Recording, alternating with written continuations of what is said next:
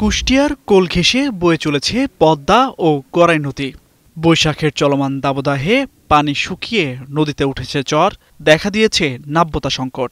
একই অবস্থা খাল বিলেরও, পানি শুকিয়ে হয়েছে মাঠ, এমনকি টিউবওয়েলেও উঠছে না পানি।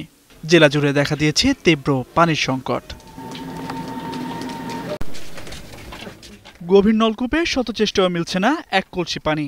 নিত্য প্রয়োজনীয় কাজে নির্ভর করতে হচ্ছে নদীর পানির উপর, আর খাবার পানির সন্ধানে স্থানীয়দের পাড়ি দিতে হচ্ছে কয়েক কিলোমিটার পথ। এতে তাদের ভোগান্তি পৌঁছেছে চরমে।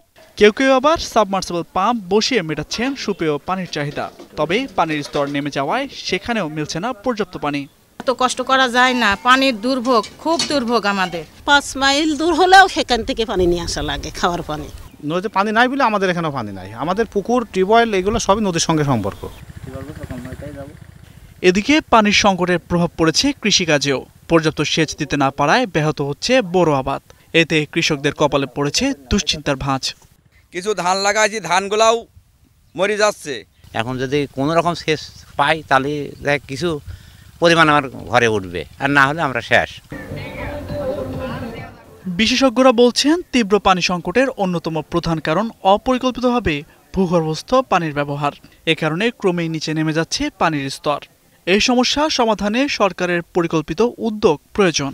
গ্রাউন্ড ওয়াটার ব্যবহারে আমাদেরকে আরও যত্নবান হতে হবে, তা না হলে কিন্তু একসময় আমরা আমাদের যে গ্রাউন্ড ওয়াটারের যে ডিম্যান্ড সেটি কিন্তু আমরা পূরণ করতে পারবো না। অন্যদিকে সুপেয় পানির সংকট নিরসনে বেশ কিছু জায়গায় সাবমার্সিবল পাম্প বসানোর কথা জানায় জেলা প্রশাসন। একসঙ্গে আবহাওয়া ঠান্ডা রাখতে জেলায় গাছ লাগানো সহ বেশ কিছু পরামর্শ দেয়া হচ্ছে বলে জানান জেলা প্রশাসক। সক্ষমতার ভিতরে কিছু সাবমার্সিবল পাম্প স্থাপন করা হচ্ছে এবং আমরা সব সময় স্থানীয় জনগণকে আমরা উৎসাহিত করছি যেন বৃক্ষরোপণ করে। পানি উন্নয়ন বোর্ড বলছে পানির স্তর নিচে নেমে যাওয়া ঠেকাতে প্রয়োজন ভূগর্ভস্থ পানির ওপর নির্ভরতা কমানো। যেহেতু পানিটা এখন সারফেস ওয়াটারের উপরে পানি নাই, তো আশা করি অতি সম্প্রতি সময় আমাদের পাম্প চালু হলে আমাদের এই যে নিরসন, মানুষের যে কষ্ট, এটা লাঘব করা সম্ভব হবে। প্রতি বছর গ্রীষ্ম এলেই দেখা দেয় এমন সংকট। তাই পরিস্থিতি থেকে উত্তরণে স্থায়ী সমাধানের দাবি জানান স্থানীয়রা। এখন কুষ্টিয়া।